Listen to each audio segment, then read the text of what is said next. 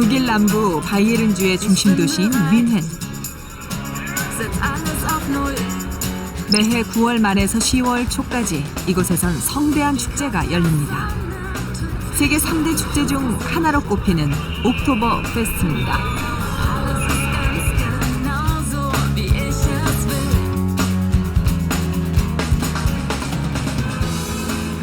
옥토버 페스트는 200년의 역사를 가진 맥주 축제입니다.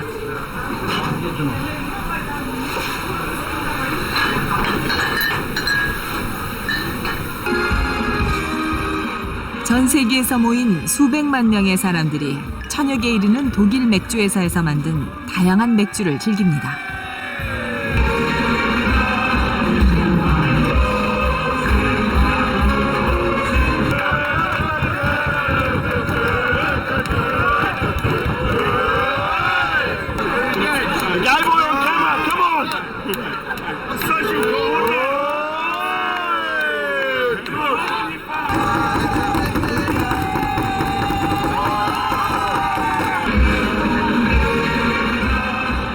축제는 16일 동안 아침부터 밤까지 종일 계속됩니다.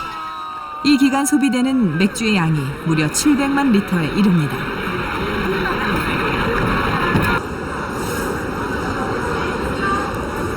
제가 들고 있는 이 잔은 1리터짜리 생맥주 잔입니다. 저는 들고 있기에도 힘에 부친데요.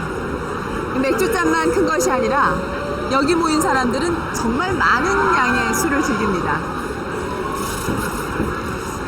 한 가지 재밌는 사실은 한국의 술집에서는 흔히 볼 수 있는 모습을 이곳에서는 보기가 어렵다는 건데요. 바로 취기가 올라서 붉게 달아오른 얼굴입니다. 왜 이런 차이가 생기는 걸까요?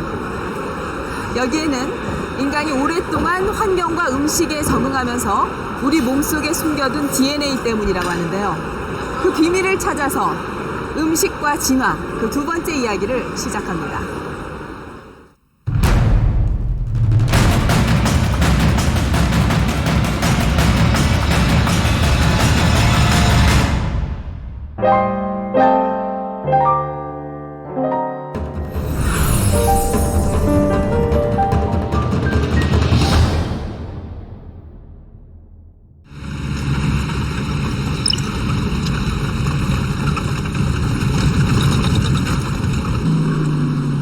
파키스탄 서쪽에 위치한 발루치스탄주.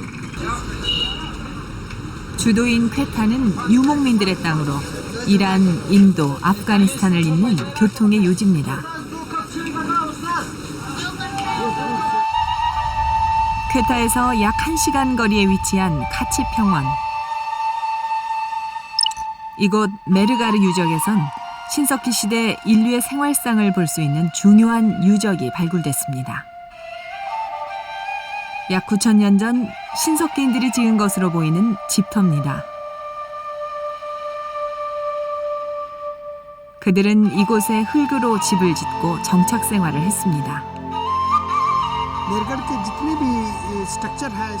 메르가르인들은 흙으로 집을 지었습니다. 집터나 담도 흙으로 만들었지요. 또한 이들은 창고를 만들었는데 창고에는 밀 같은 곡식을 저장하거나 염소를 가뒀고 농기구를 보관했습니다.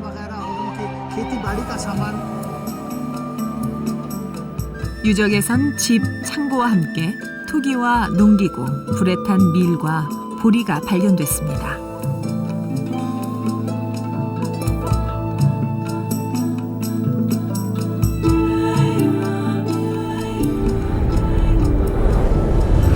신석기인들은 이 평원에 집을 짓고 곡식을 재배하며 가축을 길렀던 것으로 보입니다.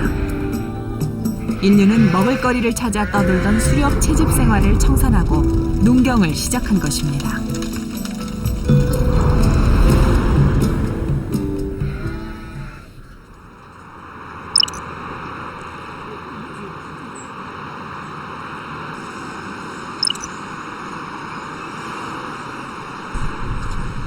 농경은 인류의 생활에 많은 것을 바꿔놓았습니다.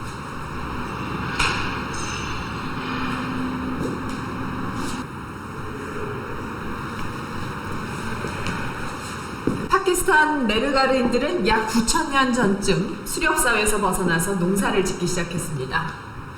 농경은 그들의 삶에 어떤 변화를 가져왔을까요? 지난 2002년 메르가르에서 발굴 작업을 하던 연구팀은 이와 관련해서 아주 놀라운 유물을 발견했습니다.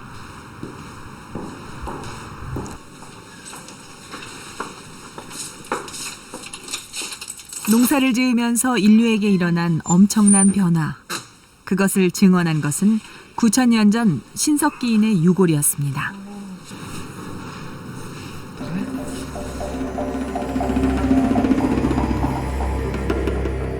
메르가르에서 발굴된 유골을 조사하던 연구팀은 치아에서 이상한 흔적을 발견했습니다.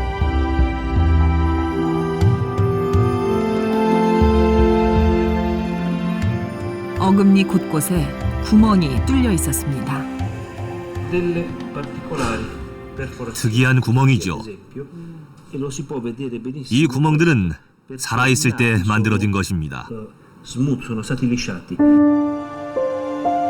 테두리가 균일한 원형의 구멍.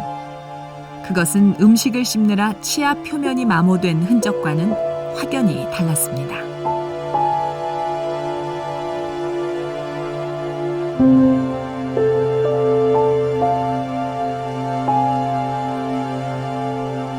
연구진은 전자현미경을 통해 치아에 난 구멍 부위를 확대 관찰했습니다.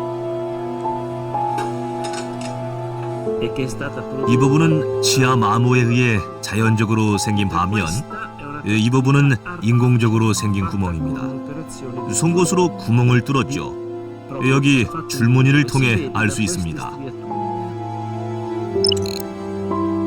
깊고 균일한 구멍은 뾰족한 도구를 치아의 표면에 대고 회전시켜 갈아낸 결과였습니다. 연구진은 돌을 예리하게 갈아 만든 송곳이 쓰였을 것이라고 추측하고 있습니다. Stone point. The instrument. This is the and 약 9,000년 전 신석기인들이 했던 최초의 치과 치료.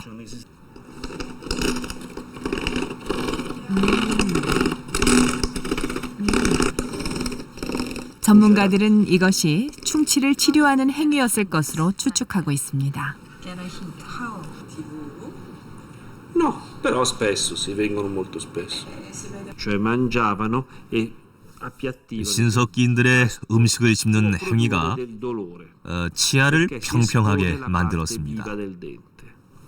A questo punto, 이러한 현상은 molto 때때로 noi pensiamo 치아의 신경 부위를 queste 노출시켜 trapanazioni 통증을 abbiano 유발합니다. fatto parte di un rituale 우리는 신석기인들이 송곳으로 치아에 구멍을 내고 갈아낸 것이 치료 때문이었을 것이라고 추측합니다.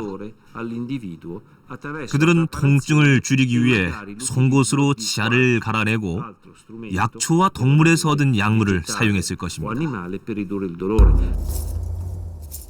9,000년 전 신석기인들에게도 충치가 있었다. 참 흥미로운 사실이죠.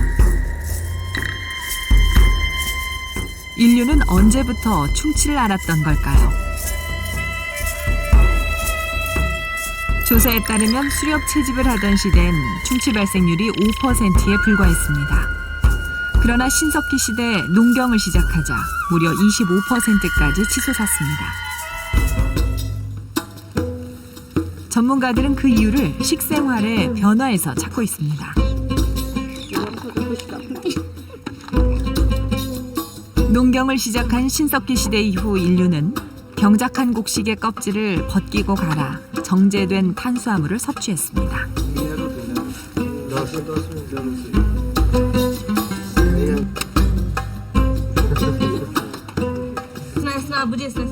그러나 부드러운 탄수화물 섭취는 치아에 치명적이었습니다.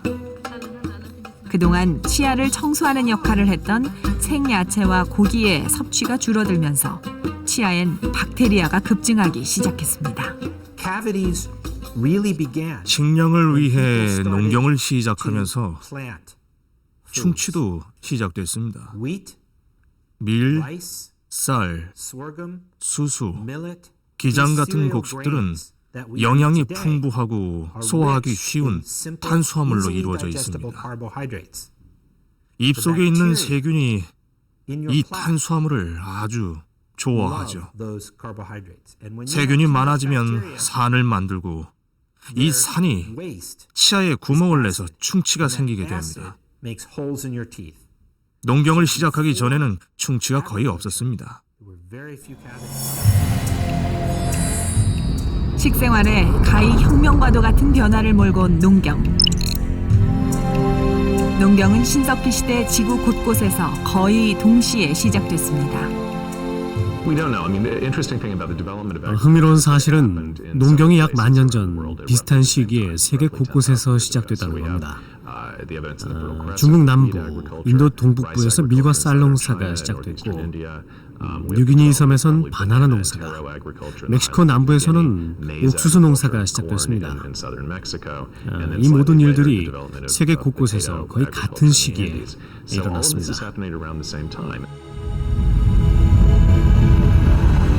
인류는 왜 오랫동안 고수해온 채집과 수렵 생활을 포기하고 농경을 시작했을까요? 약 8만 년 전쯤 아프리카에는 빙하기가 찾아왔습니다. 추운 가뭄이 계속되었습니다. 빙하지대에서 불어오는 찬바람으로 대지가 마르면서 당시 아프리카의 생식 가능 인구수는 10,000명 이하로 감소했습니다. 인류는 이 기근의 땅을 떠나기 시작했습니다.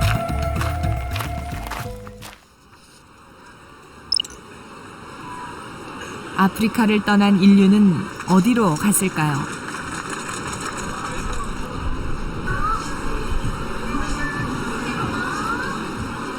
세계 유전학자들은 염색체 분석을 통해 인류의 기원과 이동 경로를 찾는 제노그래픽 프로젝트를 진행하고 있습니다. 연구진은 유전자 제공 동의하에 일반인들의 입안 상피세포를 채취해 DNA를 분석합니다. 우리 몸은 그 자체가 우리 스스로에 대한 유전 정보의 결집체입니다.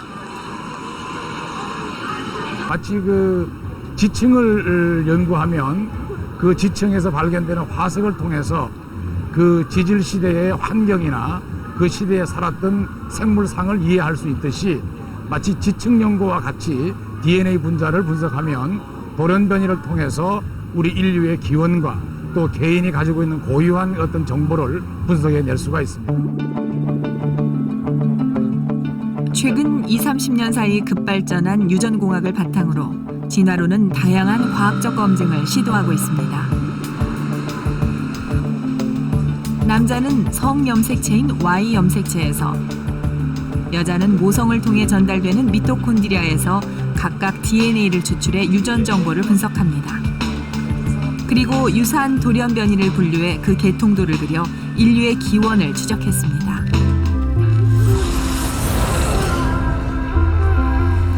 우리의 DNA에 축적된 유전 정보에 따르면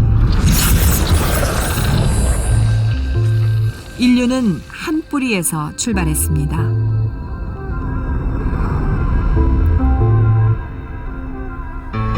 인류의 가장 오래된 조상이 태어난 곳은 아프리카. 동부 아프리카의 어느 지역에 살았던 흑인이었던 것으로 추측됩니다.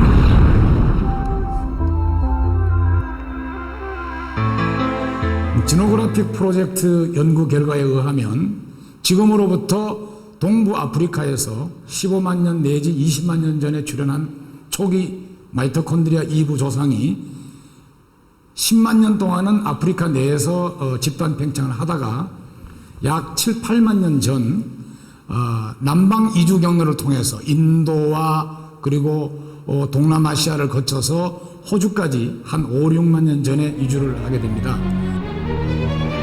인류의 기원을 역추적하면 아프리카를 떠난 인류의 이동 경로를 알 수 있습니다. 한 무리는 인도와 동남아시아를 거쳐 호주로, 다른 한 무리는 중동을 거쳐 유럽으로, 또 한 무리는 중앙아시아를 거쳐 북미로 이주한 것으로 추측됩니다.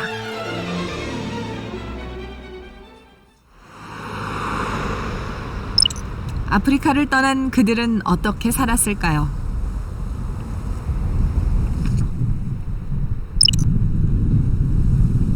이스라엘 하이파에 위치한 카멜산.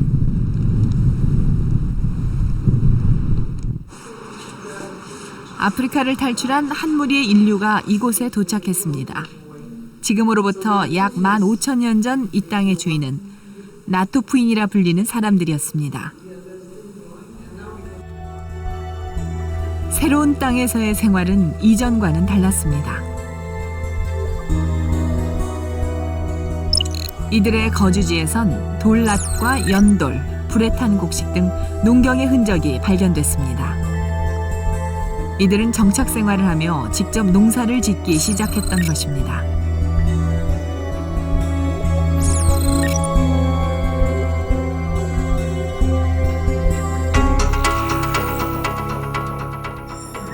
그러나 농경 사회로의 변화는 사람들을 병약하게 만들었습니다.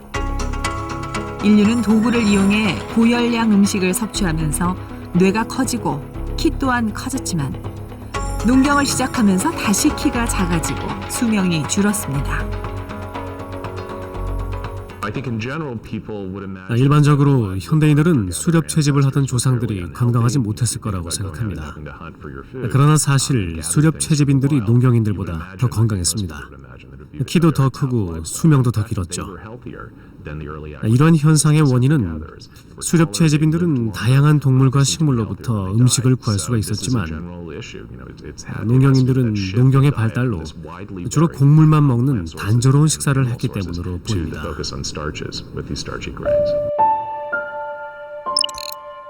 이스라엘의 광활한 대지에 최초로 씨를 뿌렸던 나토프의 여인. 그에겐 어떤 사정이 있었던 걸까요? 당시 기후는 건조하고 추웠습니다.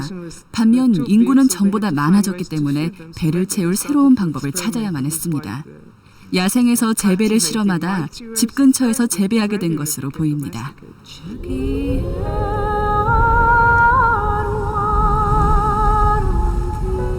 정착 생활로 인구는 폭증했지만 급격한 기후 변화로 식량이 고갈되자 나토푸인은 주변의 환경을 인간에게 맞춰 변화시키기로 결심합니다.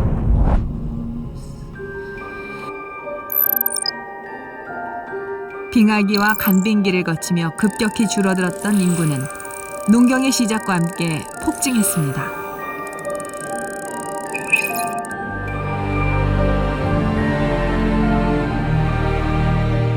아프리카를 탈출한 인류는 각 대륙에 정착해 농사를 짓기 시작했습니다.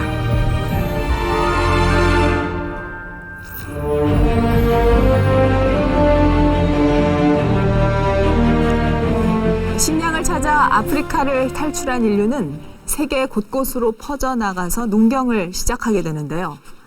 이는 인구의 폭증과 문명의 창출로 이어집니다. 농경은 인류가 동물이 먹다 남긴 찌꺼기 고기를 먹던 연약한 존재에서 지구를 지배하는 존재로 거듭나게 되는 결정적 계기가 되는데요. 수렵 채집 생활에서 정착 농업으로의 변화, 이는 우리의 DNA에도 엄청난 영향을 미쳤습니다. 생활 양식의 변화가 우리의 DNA에 미친 가장 눈에 띄는 변화는 외모에서 찾을 수 있습니다. 유럽의 한 거리. 서로 다른 피부색을 가졌지만 진화론에 따르면 이들의 조상은 하나입니다. 동아프리카에 존재했던 흑인을 조상으로 둔 이들은 어쩌다 이렇게 다른 색깔의 피부를 갖게 된 것일까요?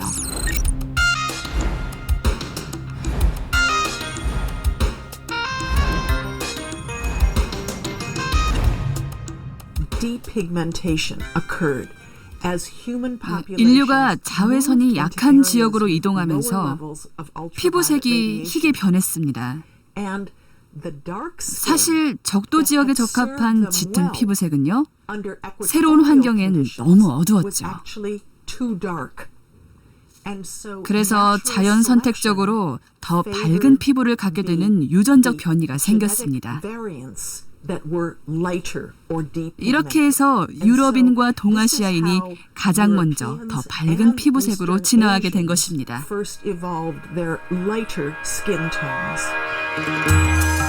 인류에겐 자외선 수치가 낮은 북부의 가혹한 환경에서도 버텨줄 튼튼한 뼈가 필요했습니다. 뼈를 튼튼하게 만드는 영양소는 비타민 D. 그런데 비타민 D는 자외선에 노출될 때만 합성이 일어납니다. 유럽과 동아시아 일대로 이주한 인류에겐 아프리카에서와는 달리 햇볕을 잘 흡수할 밝은 색의 피부가 필요했습니다. 피부가 흰 사람일수록 일광에 대한 효과가 클 것이고 바이타민 D 합성이 다른 백인에 비해서 우월할 것이고 그런 사람들이 칼슘을 잘 흡수해서 건강하고 적응력이 높아지고 또 생식력이 높아지기 때문에 세대를 거듭할수록 그런 그 햇볕의 양이 적은 지역에서는 피부가 흰 사람들이 점차적으로 생식력을 높여가지고 자손의 수가 많아지고 오랜 시간을 거쳐서 백인의 집단으로 아마 진화된 결과라고 해석할 수가 있겠죠.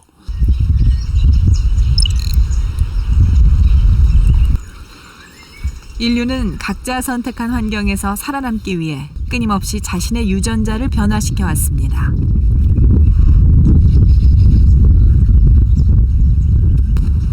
진화는 바로 그런 무의식의 본능이 만들어낸 오랜 선택의 결과물입니다.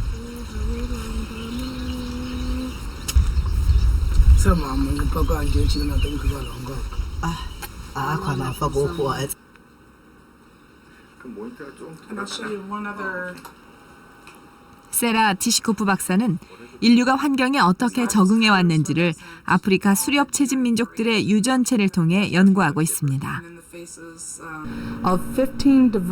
우리는 아프리카인 15명의 유전자를 분석했습니다. 이들은 아직도 수렵 채집을 하는 중앙아프리카의 피그미족과 탄자니아의 하드자베족, 그리고 산다웨족입니다. 새 원주민들의 게놈을 비교 분석한 결과 이들에게선 면역 반응에 관련된 유전자만이 공통되게 나타났습니다. 그리고 부족별로 각기 다른 특정 유전자가 발달해 있음을 확인할 수 있었습니다. 산다웨족은 미각 유전자, 하드자베족에겐 후각 유전자가 발달해 있었습니다. 사람들은 자기가 사는 지역의 음식에도 적응을 해야 했습니다. 산다웨족은 쓴맛에 민감한 미각 능력을 가졌는데요. 이는 독을 피하기 위해 진화했을 것으로 추정하고 있습니다. 풀에 들어있는 많은 독성 물질들은 쓴맛이 납니다. 따라서 쓴맛을 맛볼 수 있는 능력이 선택된 것이고 독이 든 풀을 피하기 위해 진화된 것이란 얘기죠. 역시 하드자베족의 후각 능력도 매우 중요한 역할을 했을 가능성이 있습니다. 인간은 현지의 먹을거리로부터 양분을 얻고 전염병으로부터 스스로를 지키기 위해 각자 자연 선택에 의한 독자적인 방식으로 진화해 온 것으로 보입니다.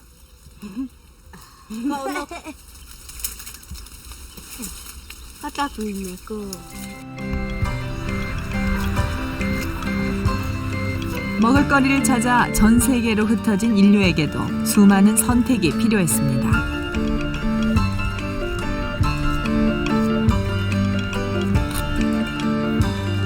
인류는 각자 주어진 환경에서 살아남기 위해 자신의 DNA를 스스로 변형시켜 왔습니다.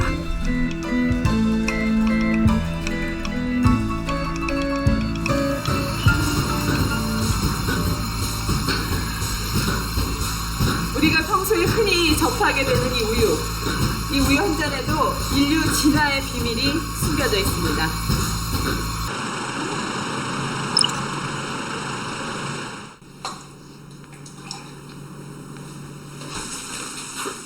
우유 주세요.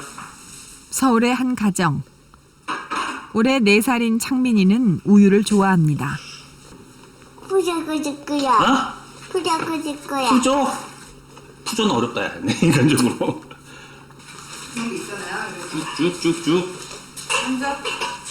종일 우유를 손에서 놓지 않는 아이.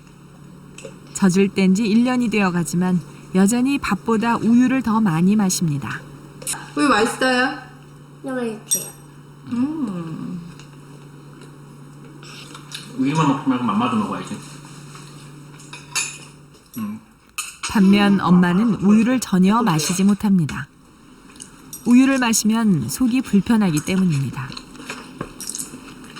체한 그런 기운이에요. 머리도 아프고 속도 더부룩하고 식사도 못하고 네. 그러니까 전혀 안 드시겠네요. 네, 크고 나서부터는 안 먹었던 것 같아요, 전혀. 엄마는 왜 우유를 마시면 속이 불편한 걸까요?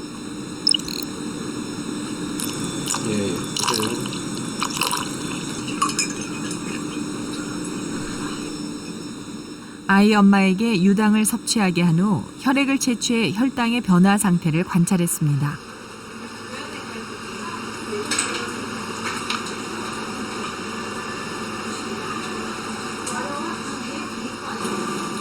혈당의 상승폭이 높으면 유당 분해 작용이 정상으로 이루어지고 있음을 의미합니다.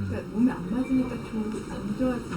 이 유당을 드시기 전에 검사한 거는 포도당이 혈중에 99가 있었고요.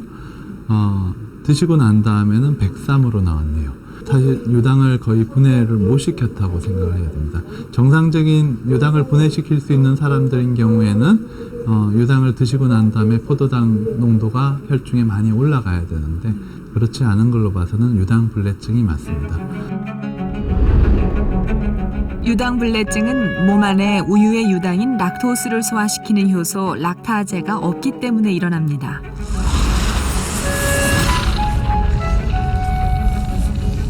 아기들은 모두 락타제 유전자를 가진 채 태어나지만 많은 인구 집단에선 성인이 되면 그 기능이 멈춥니다.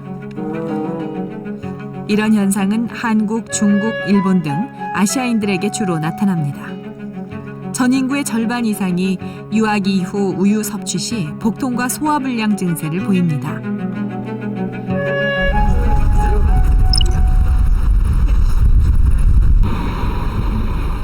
유럽의 경우는 다릅니다. 독일의 한 가정.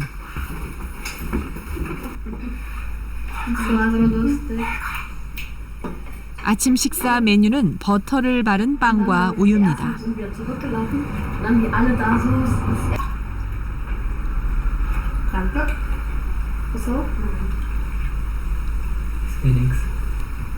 이들은 아이와 어른 모두 우유를 즐깁니다.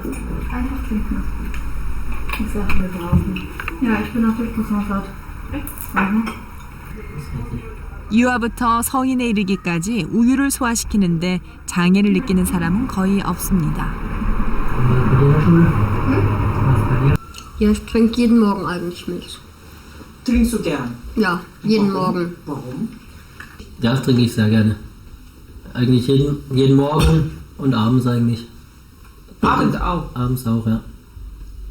Was ich nicht trinke, ist Kaffee, aber Milch trinke ich eigentlich für mein Leben gern. 어른이 되면 락타제가 사라지는 상당수 동아시아인과는 달리 이들은 어른이 되어서도 유당에 대한 내성을 잃지 않습니다.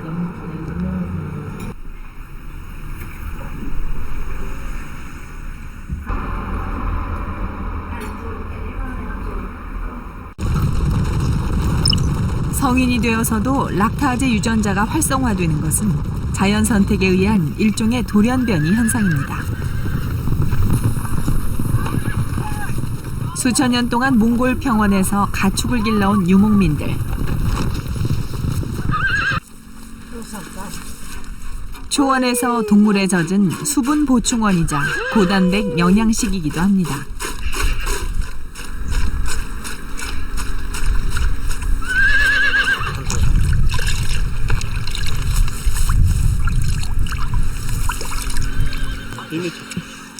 약 10,000년 전에서 8,000년 전 사이 아프리카를 떠나 중동으로 이주한 이들의 조상들은 염소와 젖소를 길들여 영양가 높고 균이 없는 식량원으로 이용해 왔습니다.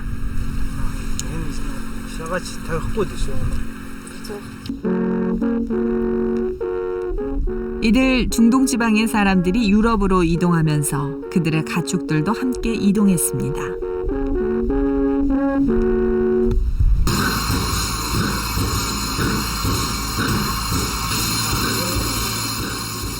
갑자기 우유가 다량 공급되자 유럽의 인구 집단 사이에선 유년기 이후에도 락타제 유전자를 활성화시키는 돌연변이 빈도가 증가했습니다.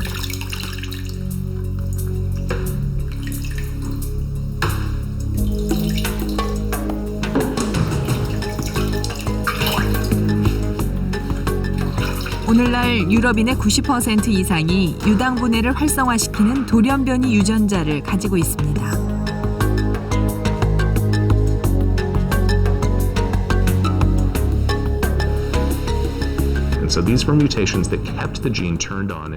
이러한 돌연변이를 유당분해 효소 지속증이라고 합니다. 우유를 자주 마시고 또한 음식으로부터 단백질 같은 영양소 공급이 필요할 때 집단 내에선 이런 돌연변이를 유지해가려는 강한 선택력이 작용하게 되죠. 지난 만년 동안 유럽과 아프리카 지역에서 목축을 해온 사람들에게서 이런 돌연변이의 발생 빈도가 증가했습니다.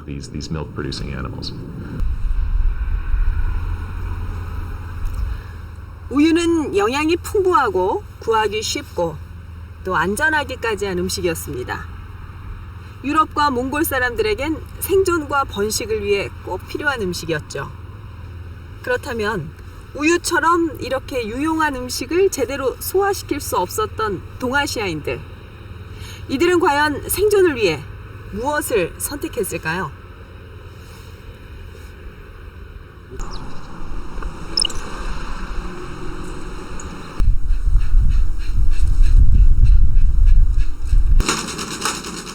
벼농사가 가장 먼저 시작된 아시아에서 주식은 쌀이었습니다.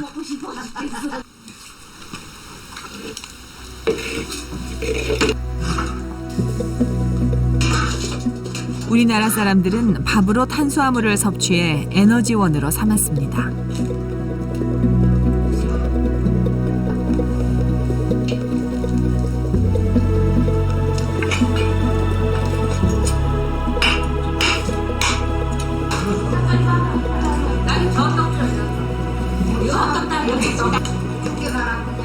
동아시아권에서는 곡류를 이용한 다양한 음식 문화가 발달했습니다.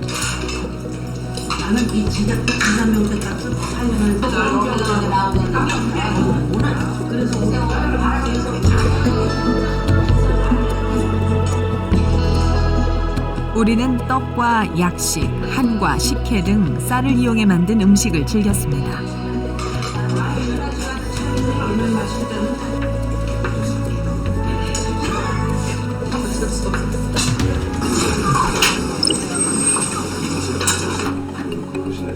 일본인들은 식초로 간을 한 밥에 생선이나 달걀, 김 등을 얹어 스시를 만들어 먹었습니다.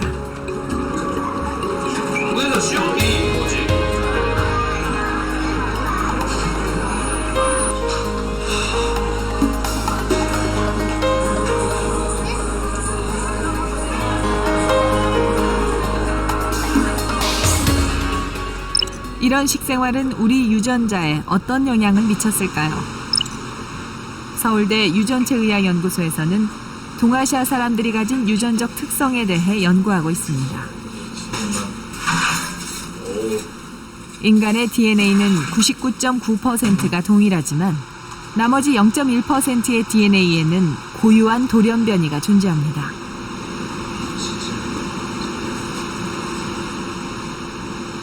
저희가 아예 한국 사람, 중국 사람, 일본 사람 10명씩 해가지고서 일을 했을 적에 아시아인 특이적인 유전체 변이가 그건 3,000개 정도가 되는 걸 갖다 찾아낸 거죠.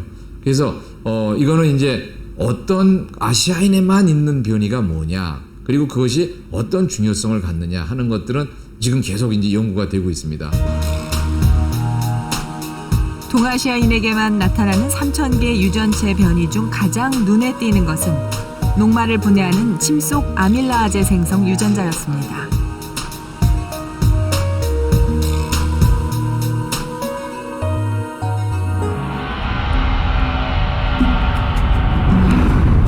AMY1이라 불리는 이 유전자는 나무의 열매를 먹는 침팬지는 1개, 고기와 채소를 먹는 수렵 채집이는 3개를 가진 반면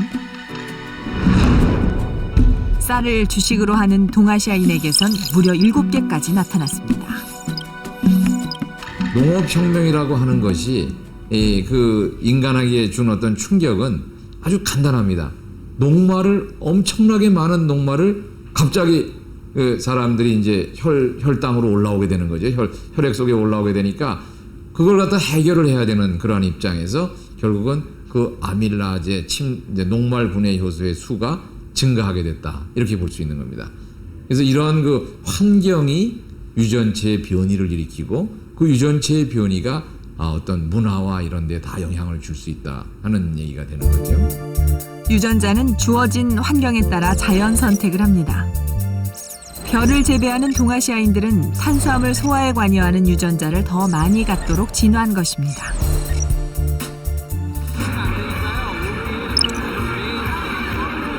술을 마셔도 얼굴이 붉어지지 않는 유럽인들. 이들에게도 그러한 유전적 선택이 필요한 환경이었습니다.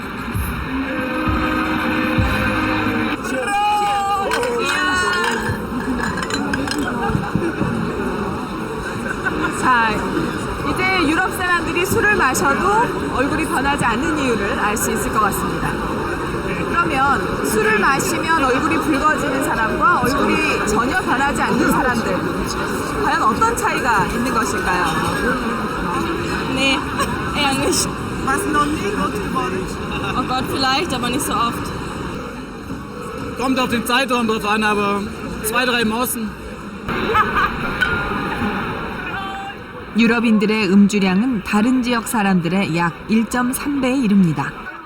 하지만 얼굴이 붉어지는 경우는 거의 찾을 수 없습니다. 우리나라는 어떤가요?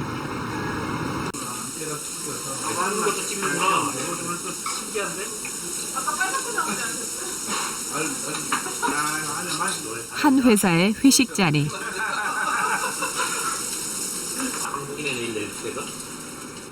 두어 번 건배를 하고 나자 홍조 띈 얼굴들이 속출합니다.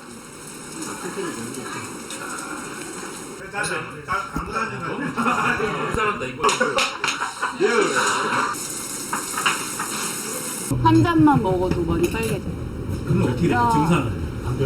일단 온 근육이 되게 같이 두근두근 뛴다 그래야 돼요. 네, 그리고 다른 몸도 전체가 다 빨개져요.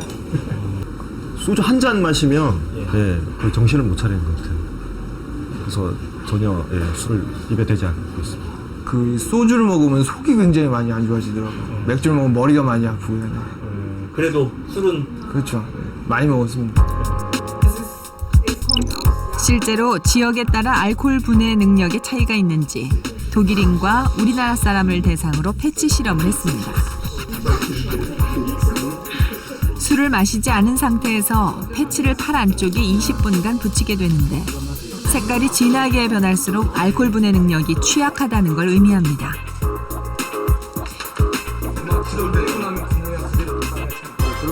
자기 피부에 조금이라도 변화가 있으신 분들 손을 한번 들어주십시오. 실험 결과 독일인은 15명 중 단 1명에게서만 반응이 나타난 반면 한국인은 절반 이상이 변화를 보였습니다. 이런 현상은 유전자 돌연변이 때문입니다.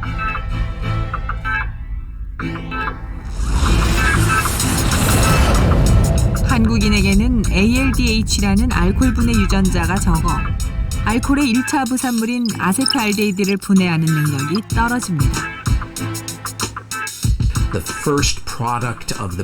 알코올이 몸속에 들어오면 효소에 의해 분해되어 아세트알데히드를 생성해냅니다.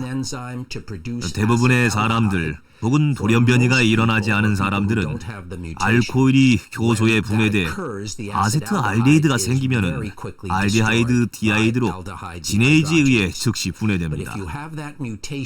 하지만 이 아세트알데히드 분해 효소 유전자에 돌연변이가 생긴 사람과 한국인, 중국인, 일본인의 40%는 아세트알데히드가 매우 느리게 분해되어 혈액 내 함량이 증가합니다.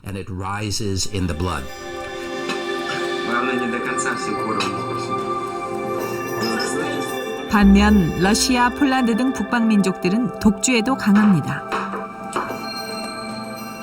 이들에겐 알코올을 분해하는 유전자가 더 활성화되어 있기 때문입니다.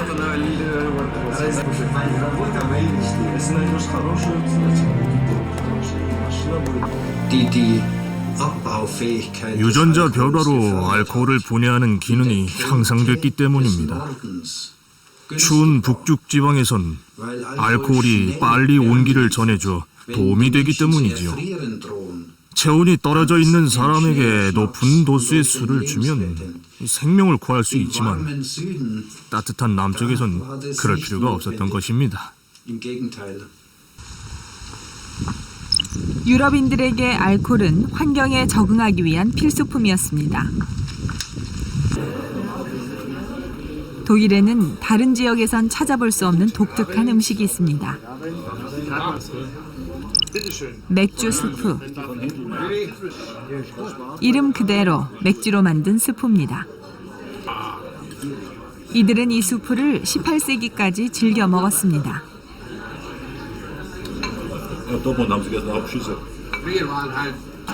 Es hat ein bisschen noch was vom Hopfen und also vom Geschmack her sehr gut. Und sie war auf alle Fälle so geschmackvoll, dass man gleich ein Bier noch drauf trinken muss.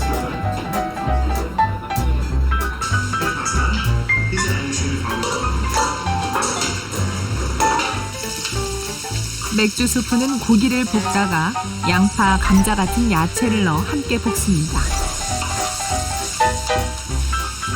재료가 익으면 주재료인 맥주를 넣습니다. 간을 하고 끓여 걸러내면 맥주 수프가 완성됩니다.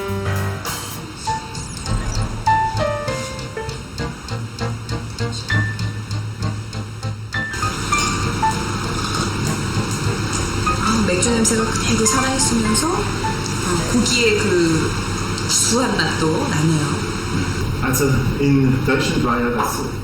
독일에서 맥주는 일상적인 음식입니다. 맥주 수프는 따뜻한 음식으로 주로 감기에 걸렸을 때 먹습니다. 맥주를 그냥 마시기도 하지만 몸이 안 좋을 때 수프로 만들어서 검은 빵을 넣어서 먹습니다. 속을 든든하게 해주기 위해서 영양가가 많은 수프로 만들어서 먹는 거죠.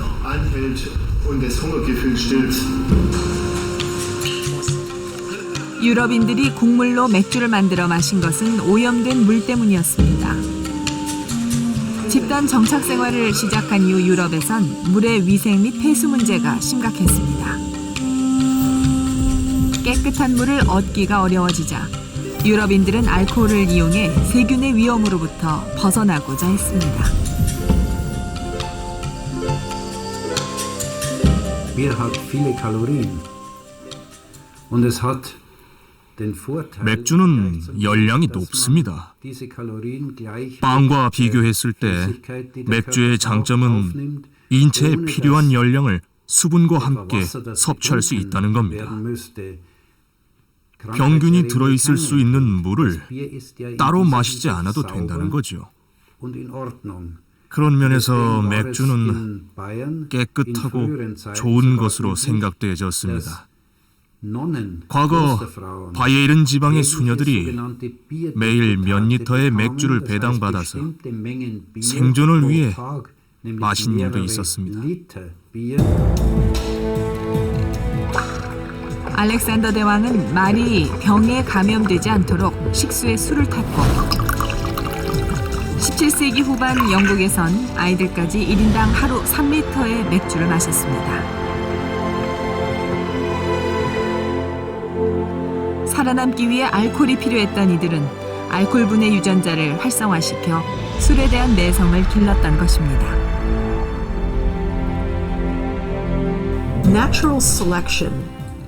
진화를 일으키는 가장 중요한 원동력인 자연 선택은 성공적인 번식에 의해 좌우됩니다. 즉, 개인의 모든 부분은 자연 선택에 의해 판단됩니다. 만약 특정한 환경 조건에서 생존 능력을 가진 자손을 낳을 수 있다면 그들은 결국 살아남습니다. 그들의 자손 또한 생존해서 살아가게 될 것입니다.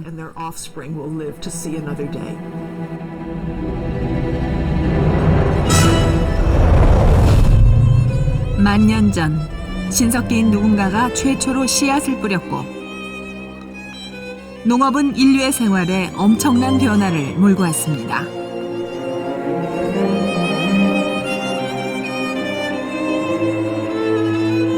수백만 년에 이르는 인류의 역사 중 불과 10,000년 만에 불어닥친 풍요. 인류는 그것을 감당하기 위해 끊임없이 유전자를 변형해 왔습니다. 그러나 그것엔 한계가 있었습니다. 폭증한 식량은 인간의 몸과 피할 수 없는 충돌을 예고했습니다.